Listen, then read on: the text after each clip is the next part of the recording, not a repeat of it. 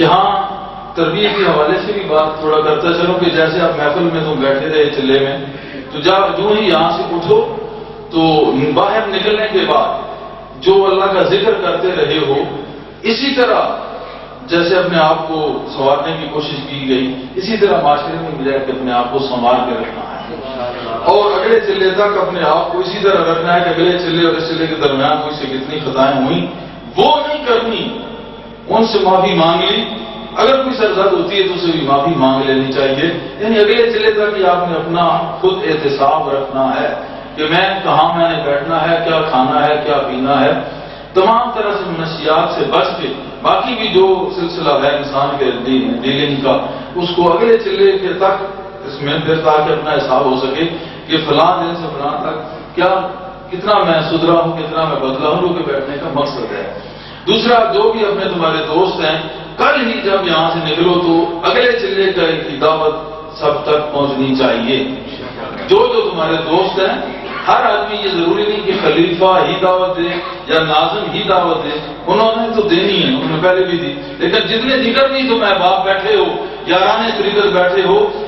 اللہ کے ذکر کی دعوت تم نے اندر چلے کے لیے ہر آدمی نے جتنے اس کے دوست اپنا پیغام پہنچانا ہے، نہ وہ جہاں کوئی سلسلے کے لیے آئے نہ کسی اور کام کے لیے، فقط اللہ کے ذکر کے لیے آئے۔ آج دن خواتین کی محفل تھی، ان کو بھی یہ پیغام دیا ہے، اور یہ عہد کر لو، یہ عہد کر لو کہ اپنے آپ کو تم نے اللہ کے حوالے کر دیا۔ جب یہ تمہارا عہد ہوگا، ہر کام کا جو ہے مالک اور ہر کام کو سارا انجام دینے والا ویسے بھی اللہ ہے، تو جب اپنے آپ کو خود سپردگی کر دو گے، ہر کام تمہارا اللہ پاک خود کرے گا، ہر کام اللہ پاک خود کرے گا، ہر کام میں اللہ کی مدد ہوگی، ہر کام میں اللہ کا نور ظہور ہوگا، ہر کام میں اللہ کا جلوہ ظاہر ہو کے مشکل کشائی کرے گا۔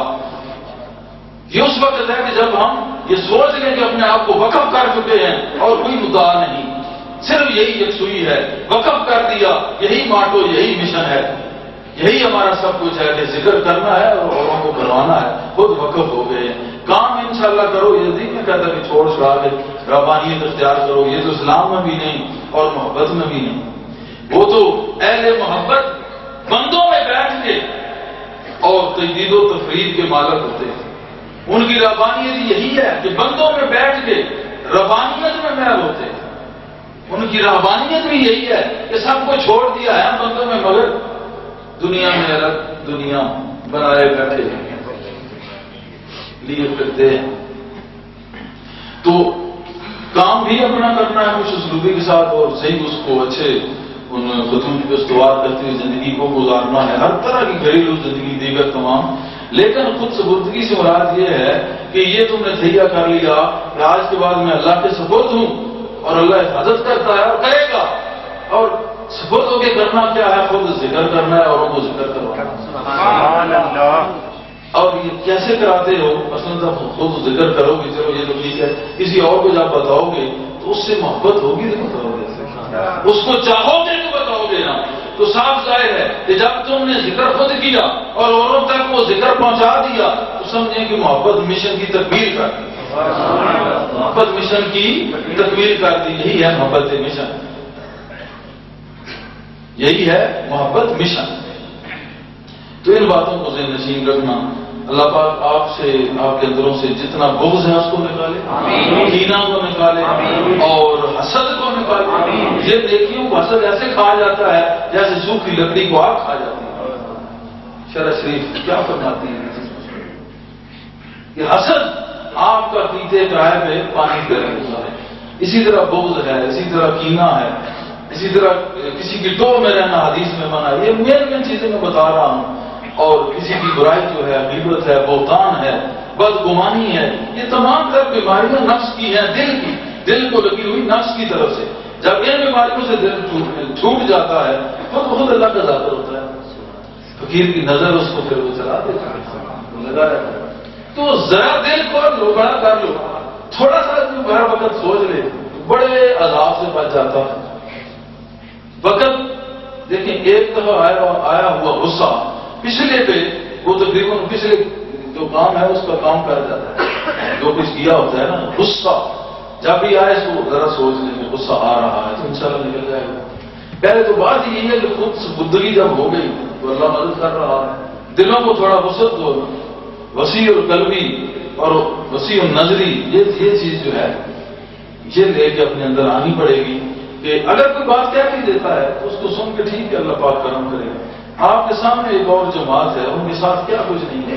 اور کس طریقے سے وہ لوگ صبر و تحمل کا مظاہرہ کرتے ہوئے اپنے وہ مشن کو لے کے چل رہے ہیں، اور تم حقانیت پہ فائز ہونے کے باوجود بھی صرف مار اس وجہ سے کھا رہے ہو کہ ان غصہ اور انار اور ان کی ناپرویوں کا شکار ہو کے اور اسی غرور اور تکبر کی بہ میں بہے جا رہے ہو. کام اثر رک جاتا ہے، بندہ ہمیں پھنس جاتا ہے. یہ تربیت جو والی سے بہت اہم باتیں تھیں، کیسٹ میں بھی ریکارڈ ہیں، ان کو دوبارہ بھی سن لینا اور ذہن نشین بھی کر لینا. آنے کا مقصد بھی یہی ہے، آئیں سنیں سمجھیں ذہن نشین کریں اور عمل کریں. تو اس پہ چل کے اللہ پاک تمہاری اس دنیا کی اور آخرت کی زندگی تو بہتر بنائے گا، مگر دل کی زندگی میں بھی بہاریں آ جائیں گی. اور اللہ پاک ضرور مدد کرتا ہے ایسے بندے کی جو اس کی طرف چل کے جاتا ہے. وہ تو لپک کے اس کو لے ارادہ کرتے ہیں، وہ کہتا ہے میں پہلے تیار ہوں. اور فقیر بھی کہہ گئے طالب دیا طالب دیا طالب دیا تارسانم روز اول با خدا، اے طالب تو آ اے طالب تو آ. طالب کون ہے؟ سلطان عارفین کہتے ہیں کہ طالب اور طالب کون ہے؟ وہی بات کہ جس کی طلب صرف ایک ہو، ایک نقطے میں ہو، ایک یکسوئی پہ ہو، باقی ماسوا کو جلا کے ایک نقطے میں ختم ہو چکا ہو، وہی طالب ہے. اور اس کے لیے تارسانم روز اول با خدا، اس کے لیے تو خدا کے پاس پہنچنا فقیر کی نظر میں چھپا ہوتا. مگر ہم کہتے ہیں کہ ہم طالب ہیں، ٹھیک ہے، ہم مانتے ہوئے ہیں تم طالب ہو. کسی کو یہ نہیں کہا جاتا کہ تم طالب نہیں ہو. اس کی وجہ یہ ہے کہ طالب کا اس وقت ظرف اتنا ہوتا ہے کہ وہ طالب اپنے آپ کو طالب ہی سمجھ رہا ہوتا ہے، لیکن فقیر جانتے ہوئے بھی اس کو طالب اس لیے کہتا ہے کہ ہاں واقعہ ایک دن تو طالب بن جائے گا. کیونکہ جو ملتے رہتے ہیں وہ ملتے ملتے مل ہی جاتے ہیں.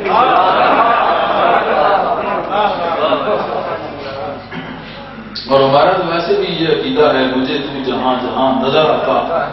مجھے تو جہاں جہاں نظر آتا ہے وہی لاہوت لا مکان نظر آتا ہے.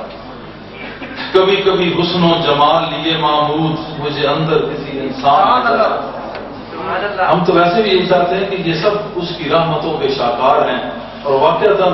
اس کا نور بھی ایک دن آئے کہ ان کے دلوں میں یوں چمکے کہ یہ اسی کے ہو کے رہتے ہیں، اسی کے ہو کے رہتے ہیں. اسی کے لیے یہ تمام جو ہے اس ضلع کا اہتمام، عرصوں کا، محافل غیر مسلم کا، گھر گھر محفلیں خواتین کی، جنس کی، اور تقریباً کوئی دن اس وقت اللہ کے فضل و کرم سے خالی نہیں کہ ایسا کہ جس میں محفل نہ ہوتی ہو، کہیں نہ کہیں محفل. آج کوئی دن ہے چاند کی کوئی تاریخ ہے کہیں ہو رہی ہے، کبھی کہیں ہو رہی ہے، کبھی کہیں ہو رہی ہے. تو مہینے کے تقریباً سارے دن ہی مقرر ہو چکے ہیں کہ ہر دن آستانے کی مقرر کردہ محفل میں سے کہیں محفل منعقد ہوتی ہے. 30 دن مکمل اس میں کورڈ ہے، بلکہ ایک دن میں آپ تو یہ ہے کہ 3 دن 4 2 ضرور محفلیں ہیں ایک تاریخ پہ. اور اس طرح آپ دیکھیں گے کہ یہ دائرہ کار وسیع ہوگا تو تقریباً یہ ایسا ہوگا کہ ایک دن میں پتہ نہیں سینکڑوں کے ساتھ پورے ملک اور مدینہ میں یہ اللہ کے ذکر کی محفلیں قائم. کبھی ایک محفل سے شروع کیا تھا چاند کی 17ویں خلیفہ سردار احمد صاحب، میاں سردار احمد صاحب کے یہاں ایک محفل سے. اور آج ایک دن میں اگر ان کو منجملہ اگر کاؤنٹ کیا جائے تو 3 4 ہو جائے، اور پورے ملک اور ہر تاریخ کو ہر دن. تو اسی طریقے سے ہے کہ یہ بھی ہوں مگر ان میں جانے کا جو اصل مفہوم ہے وہ بھی حاصل ہوتا رہے، پھر اس کو چھوڑ دیا جائے. باقی صرف کے بھی ہم قائل نہیں، صرف کے ساتھ جو ہے